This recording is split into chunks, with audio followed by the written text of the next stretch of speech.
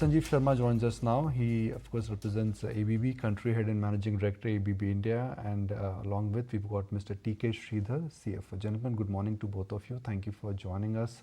Sridhar, you stated market is stabilizing and the PAT margins will be in the range of about 12 to 15%. Currently, the PAT margins are 15.8. What may be the reason for this? So I think in 2024, we enjoyed the benefits of the good pricing benefit, which advantage which we had in the last year. Those orders are getting executed.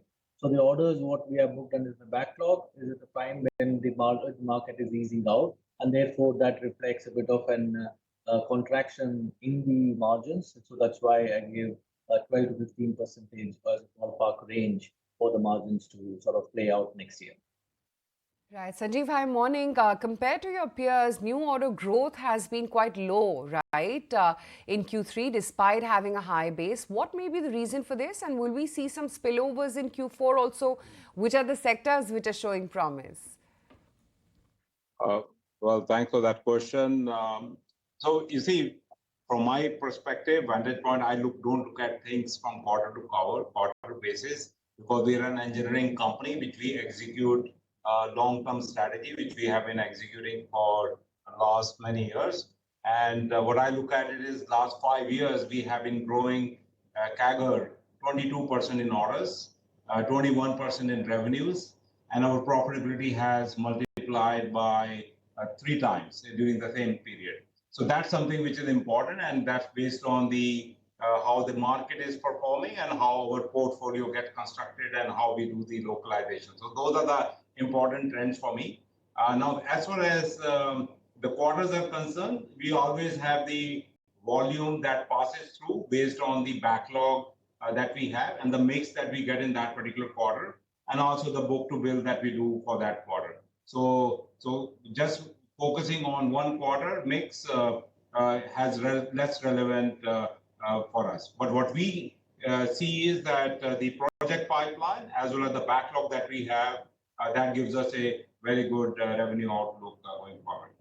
On call, you mentioned that 65 to 70% of the order backlog can get executed this year, and the revenue growth in Q3 was 22%. So will we see revenue growth being over 20% as well as 20% in FY26?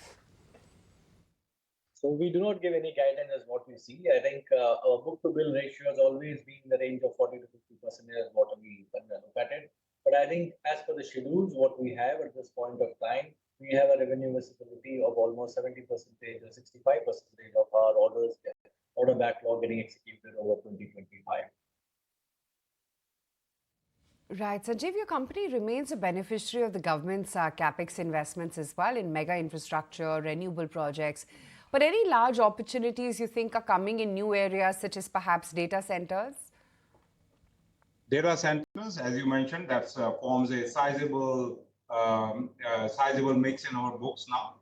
If you go back into our commentary in 2017 and 18, it was very small portion, but we nurtured it. And also because of the policy framework in the country, a lot of data center expansions are coming by the global players as well as local players. We are direct beneficiaries of it.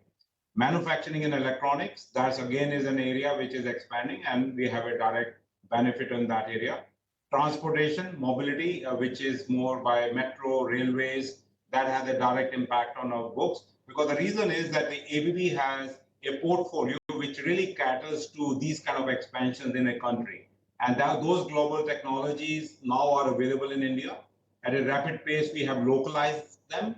We are bringing more portfolio products which are being asked by the market, both by the industrial sector as well as the government-led capex. So we see quite a good uptake both on the private side of capex as well as government-led expenditure. And if I look into the backlog, we have quite a good mix there.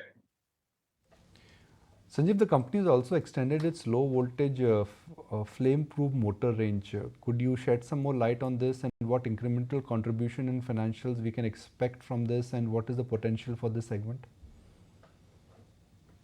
So this is one area wherein there was a large demand from the industry that we should offer these solutions locally, and we have brought that portfolio in the market.